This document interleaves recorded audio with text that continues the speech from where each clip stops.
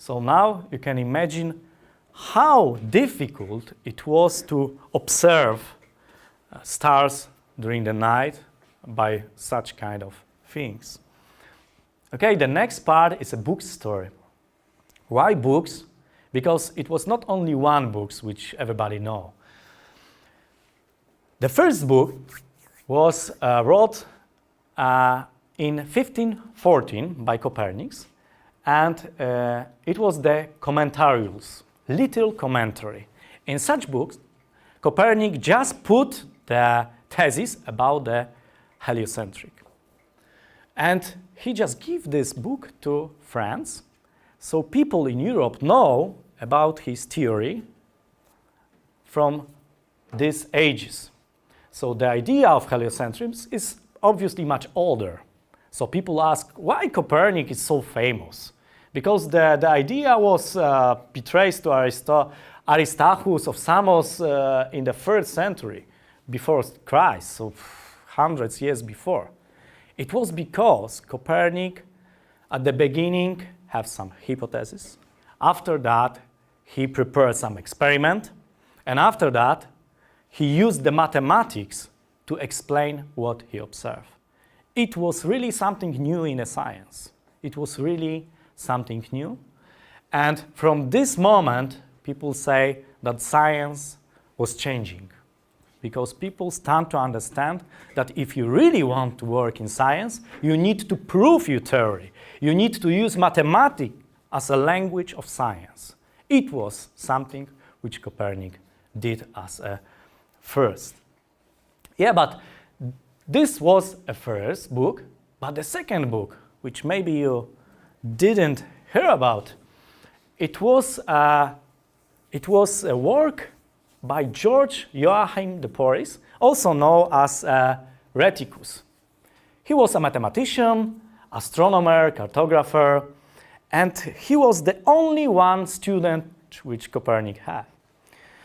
Not formal, but he just arrived in Fromberg because he was very curious about Copernicus' works.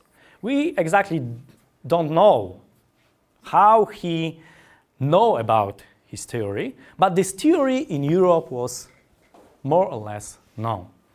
And when Rheticus arrived in Fromberg, started to work in Copernicus and prepare this book, the Narratio Prima. It was in effect a joint production of Copernicus and Rheticus.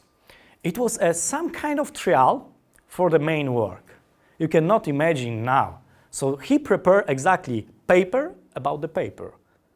So in this short book, he exactly presents what will be in the book of Copernicus. Why they did like that? Because they a little bit, or maybe more than a little bit, afraid about church. Because heliocentric theory was very dangerous for a church, because Catholic Church believed that the earth is in the center of the universe. And Copernicus just destroyed this thinking. So it was very dangerous, and he really afraid to publish this book. So they just start from the commentary. And this is the letter which Rhetic sent to someone and explained, I saw the theory of Copernicus, it's very interesting, it's about the heliocentric, something like this. You can find this book. It's really easy to understand because it's not so mathematically complicated. It's a quite short book about the next book. And the next book, the most famous book, Revolutions of the Heavenly Sphere, so the Revolutionibus Orbium Celestium, was the most important book, and Copernicus wrote this book maybe 30 years, so a half of his life. This book was published in 1542, and the legend has it that the book reached him on the day of his death, so allowing him to take farewell of his life work. And Copernicus died between 21 and 24 May in 1543. The postulates in this book are following. All the spheres rotate around the Sun, which is near the center of the universe. The stars are immovable. Their apparently day motion is caused by daily rotation of the Earth. The Earth is moved in a sphere around the Sun, causing the apparent annular migration of the Sun. And the center of the Earth is the center of the lunar sphere. Obviously, you know that it's not true because now everybody knows that it's not a circle, but but at this time it was revolution. Revolution because Copernicus just exchanged the system of thinking. So he moved Earth and stopped Sun.